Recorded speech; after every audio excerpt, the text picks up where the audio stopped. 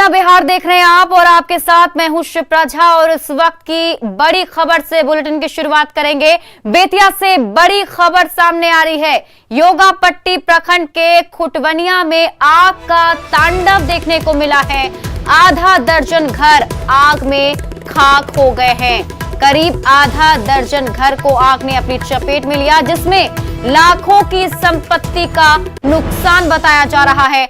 कड़ी मशक्कत के बाद आग पर काबू पाया गया और ये तस्वीरें आपके टीवी स्क्रीन पर, ये एक्सक्लूसिव तस्वीर आपको बेतिया से दिखा रहे हैं। देखिए कैसे पूरा घर धू धू कर जल रहा है। करीब आधा दर्जन घर जो है वो इस पूरी आग के चपेट में आ गया और जिस वजह से लाखों की संपत्ति का नुकसान बताया जा रहा है।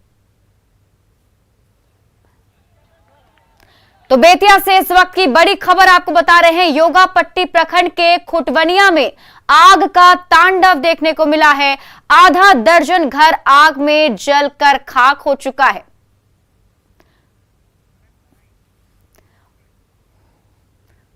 और ऐसे में लाखों की संपत्ति का नुकसान बताया जा रहा है। आपको बता दें कि कड़ी मशक्कत के बाद आग पर काबू पाया गया, लेकिन फिलहाल जो स्थिति है उसको देखकर यह समझा जा सकता है कि लगातार हर जगह से आग के खबरें जो है वो सामने आ रही हैं। आग के तांडव की खबर सामने आ रही है और इसी में ये बेतिया की ये तस्वीर सामने आई है। आपके टीवी स्क्रीन पर वो तस्वीर आप देखिए कैसे पूरा का पूरा घर जो है वो धू धू कर जल रहा है। इसमें बताया जा रहा है कि करीब आधा दर्जन घर जो है आग की चपेट में आ गया है।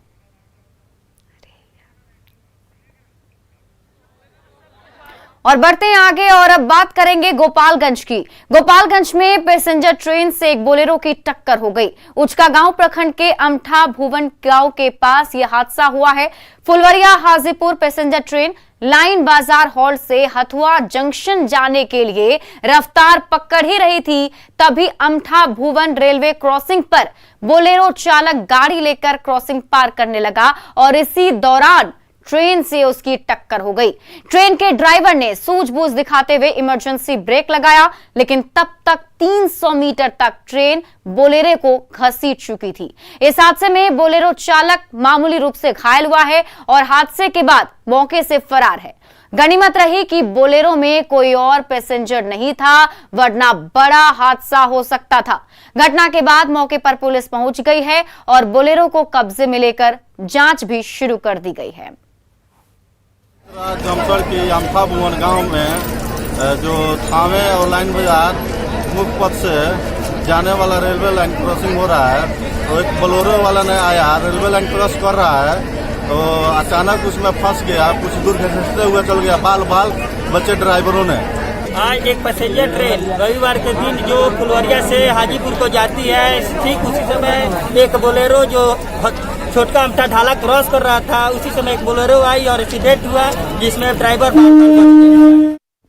और इस खबर पर अधिक जानकारी के साथ हमारे सहयोगी मुकेश हमारे साथ जुड़ चुके हैं। मुकेश, सबसे पहले तो पूरे डिटेल में एक खबर बताइए कि आखिर जब ट्रेन आती हुई दिख रही थी तो फिर ये बोलेरो चालक क्यों क्रॉस कर रहा था और कैसे ये पूरा हादसा हुआ?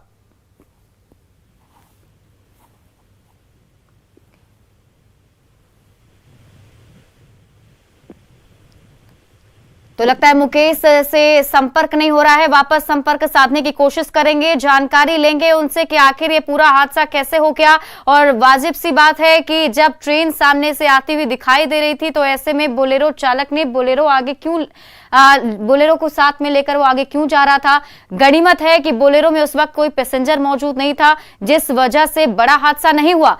और अच्छी खबर यह भी रही कि ट्रेन के ड्राइवर की सूझबूझ से बोलेरो के चालक की भी कहीं ना कहीं जान बच गई। और ये तस्वीरें आपको गोपालगंज की दिखा रहे हैं, ये एक्सक्लूसिव तस्वीर आपके टीवी स्क्रीन पर। और हमारे साथ हमारे सहयोगी मुकेश हमारे साथ जुड़ चुके हैं। मुकेश, पूरी खबर डिटेल में बताइए कि आखिर कैसे ये पूरा हादसा हुआ।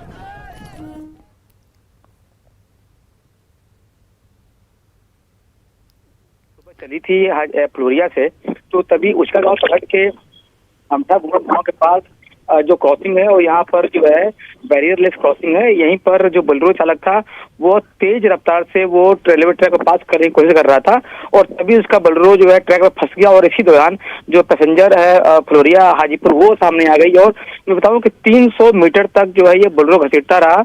राहत की बात थी कि जो बाराती थे, जिन बारातियों को बोलेरो छोड़ने जा रहा था, वो बारातियों को छोड़कर वो वापस लौट रहा था और इस दौरान जो बोलेरो चालक था वो बोलेरो में फंसा रहा, कई देर तक, कई मीटर तक घसीटता रहा। बाद में ट्रेन का जो चालक है उसने जो है ब्रेक लगाई, सूझबूझ से एक बड़ा हादसा टला और जो बोलेरो चालक उसे बाहर निकाला गया। तो इस तरह से जो है अभी जो फ्लोरिया ट्रैक है इस पर प्रचालन को शुरू करने की कवायद शुरू कर दी गई है और अब इस पर से बोलेरो को हटा दिया गया है। शिप्रा। चलिए, बहुत बहुत शुक्रिया मुकेश तमाम जानकारी के लिए। पूर्णिया के खजांची हाट थाना इलाके से अपहृत एलजेपी नेता अनिल उरांव का शव आज पुलिस ने डंगराहा के पास से बरामद किया है।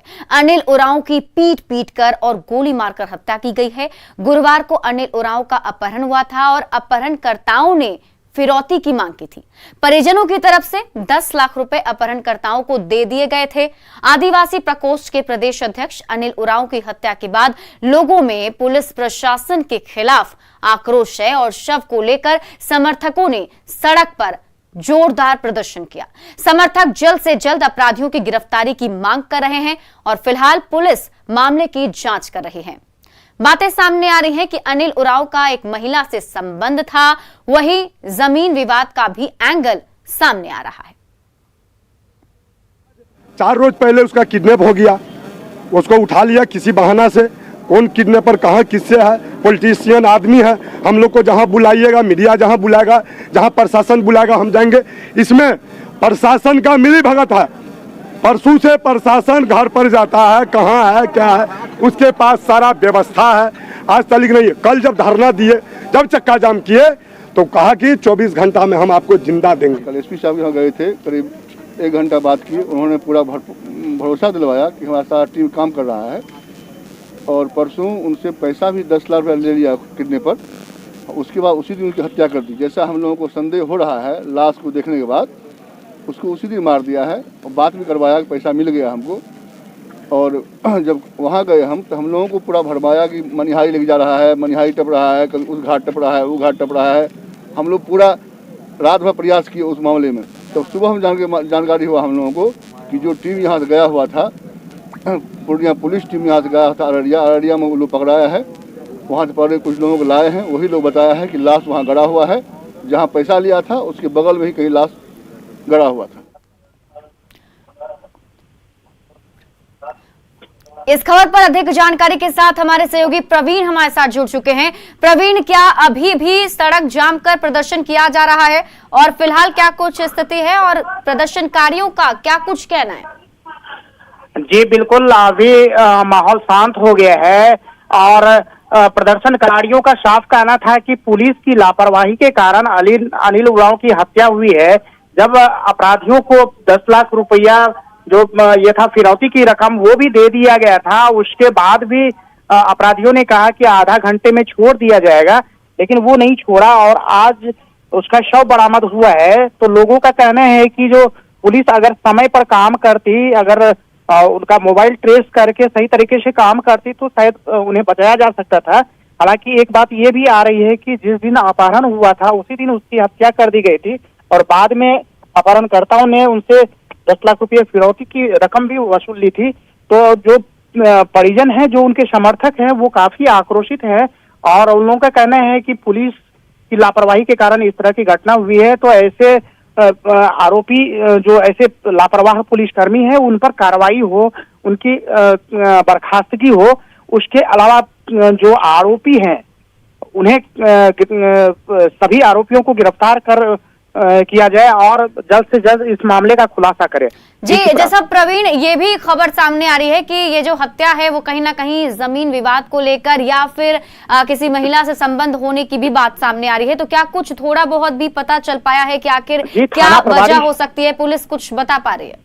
जी, थाना प्रभारी से हमारी बात हुई थी तो थाना प्रभारी ने कहा कि 2 आरोपी को गिरफ्तार किया गया है, उसके अलावा एक महिला को भी हिरासत में लिया गया है, उनसे भी पूछताछ की जा रही है और उस महिला से अनिल उरांव का कुछ संबंध की बात भी आ रही है सामने। ऐसे पुलिस कई बिंदुओं पर जांच कर रही है। जमीन का विवाद को लेकर भी जांच कर रही है। उस मामले पे भी कुछ बातें आ रही है कि जमीन को लेकर भी ये घटना हो सकती है। तो कई बिंदुओं पर पुलिस जांच कर रही है। बहुत शुक्रिया प्रवीण तमाम जानकारी के लिए। तो खबर आपको बता रहे थे जहां एलजेपी नेता का शव मिला है और उस शव को सड़क पर रखकर प्रदर्शन किया जा रहा था। प्रदर्शनकारियों का कहना है कि जल्द से जल्द गिरफ्तारी की जाए। बढ़ते हैं आगे और अब बात मुजफ्फरपुर की। मुजफ्फरपुर से बड़ी खबर सामने आ रही है। दारोगा को धमकी देने का ऑडियो वायरल हो रहा है और ये बड़ी खबर मुजफ्फरपुर से आपको बता रहे हैं। दारोगा को धमकी देने का ऑडियो वायरल हुआ है। कथित जेडीयू नेता पर धमकी देने का आरोप भी लगाया गया है और नेता का नाम जो बताया जा रहा है, उनकी अगर बात करें तो संतोष भास्कर पटेल का नाम जो है सामने आ रहा है और केस के सिलसिले में धमकी देने का ये आरोप लगाया गया है। औराई थाने में नेता के खिलाफ केस दर्ज किया गया है। तो ये बड़ी खबर आपको मुजफ्फरपुर से बता रहे हैं, जिसमें दारोगा को धमकी देने का ऑडियो वायरल हुआ है। कथित जेडीयू नेता पर धमकी देने का आरोप भी लगाया गया है। नेता का नाम भी सामने है, संतोष भास्कर पटेल के ऊपर यह आरोप लगा है और केस के सिलसिले में धमकी देने का आरोप लगाया गया है। औराई थाने में नेता के खिलाफ फिलहाल केस दर्ज कर लिया गया है।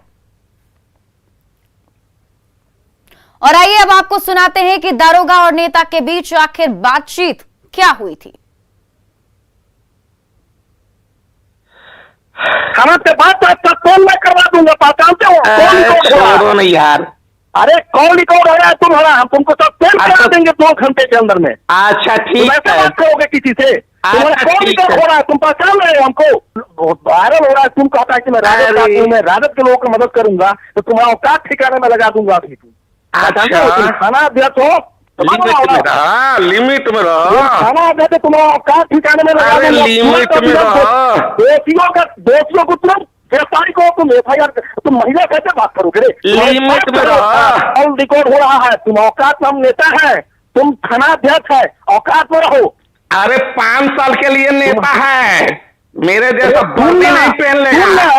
तू जहाँ जाएगा वहाँ औकात तुम्हारा हम ठिकाने लगा देंगे। तुम जनता का सेवक है, तुम तुरंत FIR करो, तुरंत दोषियों को गिरफ्तार करो, वरना तुम देखा 2 घंटे के अंदर में तुम्हारे साथ हम क्या करते हैं। इस कोविड-19 और इस कोरोना महामारी में देखा तुम्हारे साथ हम क्या करते हैं। अगर तू जनता का सेवा नहीं क्या रंगदारी करेगा, तू रंगदारी। सुन, तुम्हारा ऑडियो वायरल है, मैं क्या बात करेगा? ठीक है भाई, ऑडियो वायरल है तुम्हारा, हम औकात, तुरंत तुम गिरफ्तार करो, तुरंत दोषियों पर कार्रवाई करो। अरे सुनिए ना, तो हमारे बाप ना आप कोविड-19 में खराब है, वोट का लिमिट है। सुनना तुम्हारा हम ठिकाने लगा देंगे। औकात में रहा, नेता है ना, नेता जैसे। 2 घंटे के अंदर में रुको। अरे ठीक है, बहुत अच्छा काम है। कोविड-19 में सस्पेंड करा देगा, बहुत बढ़िया, मेहरबानी हो जाए।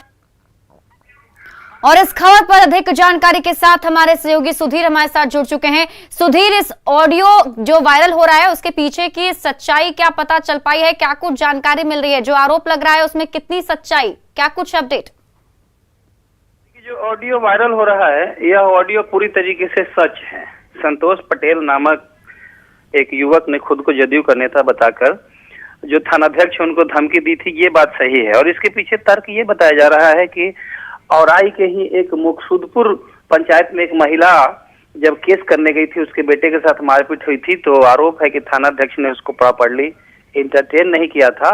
और चूंकि वह लड़का भी जदयू से जुड़ा हुआ है, इसलिए ये पूरा प्रसंग सामने आया है। तो जिस तरीके से संवैधानिक पद पर आसीन व्यक्ति के साथ सत्ता के हनक का प्रदर्शन किया जा रहा है, जाहिर तौर पर यह तो बहुत गलत है।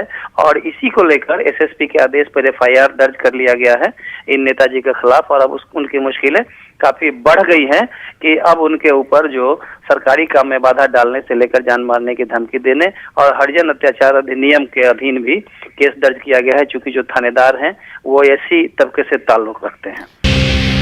ब्रेक के बाद आपका स्वागत है। बढ़ते हैं अगली खबर की ओर। बेतिया में उस वक्त शादी की खुशियां गम में तब्दील हो गईं जब आग लगने से 2 घर जलकर पूरी तरह से राख हो गए। जिस घर में आग लगी थी, इस घर में 3 दिन बाद शादी थी। आग से घर में रखा सारा सामान जलकर पूरी तरह राख हो गया। घटना मंझौलिया प्रखंड क्षेत्र के रतनमाला पंचायत के वार्ड नंबर 13 की है। ग्रामीणों ने कड़ी मशक्कत के बाद आग पर काबू पाया।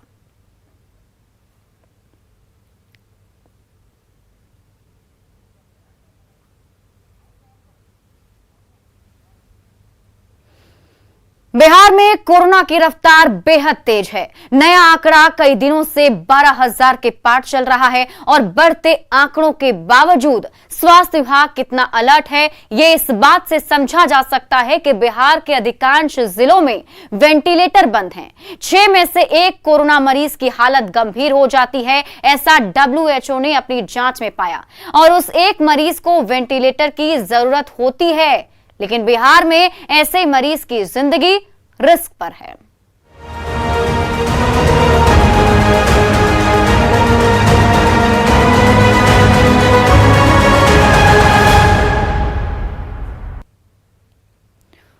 खगड़िया में पीएम केयर फंड की ओर से स्वास्थ्य विभाग को 6 वेंटिलेटर दिया गया था, लेकिन टेक्नीशियन और डॉक्टर के अभाव में सदर अस्पताल के आइसोलेशन सेंटर के एक वार्ड में पड़ा हुआ है। फिलहाल वेंटिलेटर चलाने के लिए टेक्नीशियन की बहाली निकाली गई है, लेकिन अभी तक उसे पूरा नहीं किया गया है।